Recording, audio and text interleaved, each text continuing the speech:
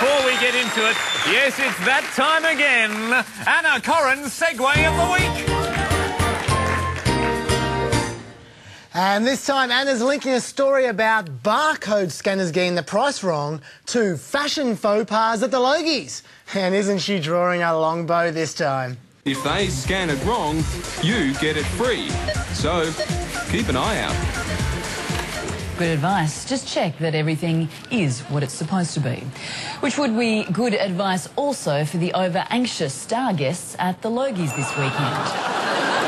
She did it! All right. This week I learnt about the scourge that is messy tenants. Len Pretty has been a real estate agent for nearly 40 years, and he's seen the worst of the worst when it comes to trashing tenants. He believes landlords should be able to ban anyone they consider undesirable. Interesting. No, hang on. Could we have a look at that real estate agent again? He's evicting messy tenants. But look at the state of that office. Something needs to be done about that Len Pretty guy. Oh, look at this. Pretty! This desk is a disgrace! You are evicted!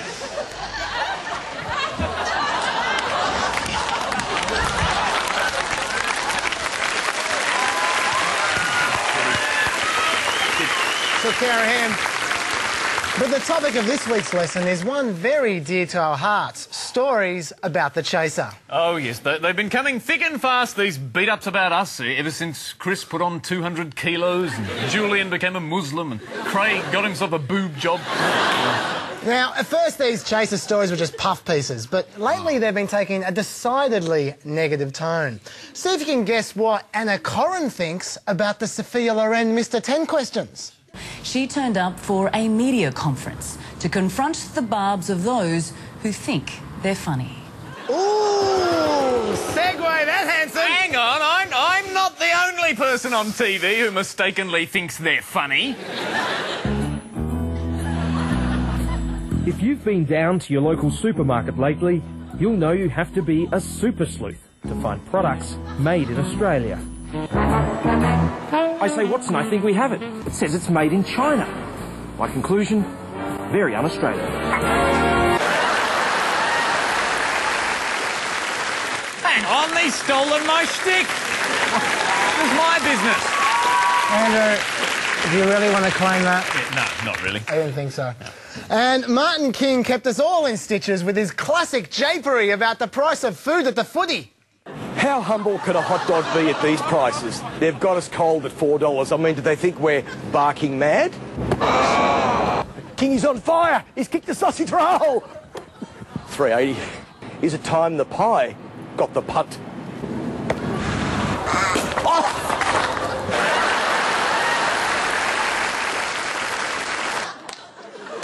Martin King there, demonstrating why he should retire. But back to hit pieces about us. Now, when these shows want to get a TV critic to say we're dangerous, they go straight to the top of the industry. That's right. They go straight to a random man who occasionally watches us on television. Vietnam veteran Eric Pope, watching at home, was deeply worried. Oh, he's deeply worried. Just look at the worry wart. Oh, yes. I'm surprised if he sleeps at all for the rest of this year. But the important thing is he's a Vietnam vet, Andrew. Oh, yes. Now, and that's all you need to be a TV critic these days. Just be a Vietnam vet. In fact, we found one for ourselves.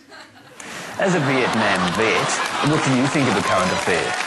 Current affair, I think it's pretty crap. And that Vietnam vet report was the fourth ACA chaser story this year, catapulting them to the top of the tally board ahead of Today Tonight's Poultry 2. That's right, and Today Tonight were clearly aware of their poor performance there because last week they contacted us offering to follow us around on a stunt. Yes, reporter James Thomas offered to run a flattering puff piece on us, and we said, sure, James, come on over with your cameras, it'll be great. And unfortunately for James, when he got to the ABC, we did the very thing Today Tonight always does to their subjects. We double-crossed him. So, can you tell me who you're doing now? Basically, what we're thinking we're going to do is we're going to go after your boss, Peter Meekin. Yeah, because he's been getting a bit of strife recently, and so we thought to ourselves, we'll help him out a bit. And I believe the car's here right now. So as you know, he's been having his problems, and we thought to ourselves, the guy can't drive himself home anymore. He can't help himself. He gets on the piss every now and then. So we thought we'd keep him our strife and help him G'day, James. get home. How are you, mate? Come on into the... Have a look. Have a look. Have a look. Have a look. Oh, fantastic. This ought to last your boss at least 10 minutes. It's all very comfortable, as you can see. A bit like a paddy wagon, so he'll feel at home. Anyway, let's go pick him up, AJ. Right. Shall we? See you at Channel 7. We'll go to Channel 7, James. Thanks for joining it. Here we are. Now, where's Peter Meakin? Okay, James. This is how a stakeout works. How do you choose who your targets are? Oh, well, if a journalist rings up offering to do a piece on us, usually we'll target their boss. Especially if he's a drink driver. So if we Is see... Peter Meakin coming any time, by the way, James? Yeah, where's Peter? Oh, have you good? Okay. He's actually very, you know, I did... Come on. Shut up. Come on, James. Come on, James. Tell us how drunk Peter Meakin Come on, was. seriously, you've seen him really drunk. What's he like when he's drunk, Peter Come on, Meakin? Is he drunk every day at work? Was he drunk when he came up with the Wah Wah concert? Was he drunk when he hired Naomi Robson to host the show? And when he gave her a contract extension? He must have been. Must have been snap. pissed as. Your songs, they are very good. Where do you get your inspiration from? Well, I'm doing a song about Peter Meakin being a pisshead this week. Right. Yep. How's it go? Peter Meakin, what a pisshead. Peter Meakin, what a booze hand. It's a bit like that. Do you reckon it has potential, James? I think you should work on it a bit, but I'm sure you will. Oh, it'll probably get wittier. Biggest regrets? Biggest regrets? Oh, that Peter Meakin didn't show up for the booze That's bus. a huge regret. That is a massive regret. Oh, really sad. Well, listen, I'm not sure whether to say thank you for your time, but I appreciate the insight. No, you sure you don't want to hang around? It's a It'll be good. shame. You wait to see when Peter comes. It'll be great. That's when we'll really hot up. He'll be thrilled to see you sitting in his booze bus. Yeah, I'm sure it will be. He'll be very thrilled. Thank you very much. Thanks tonight. You're not going to drive back, are you? Of course not. No, We're waiting for We're Peter. not Peter Meakin. Yeah. We wouldn't do that.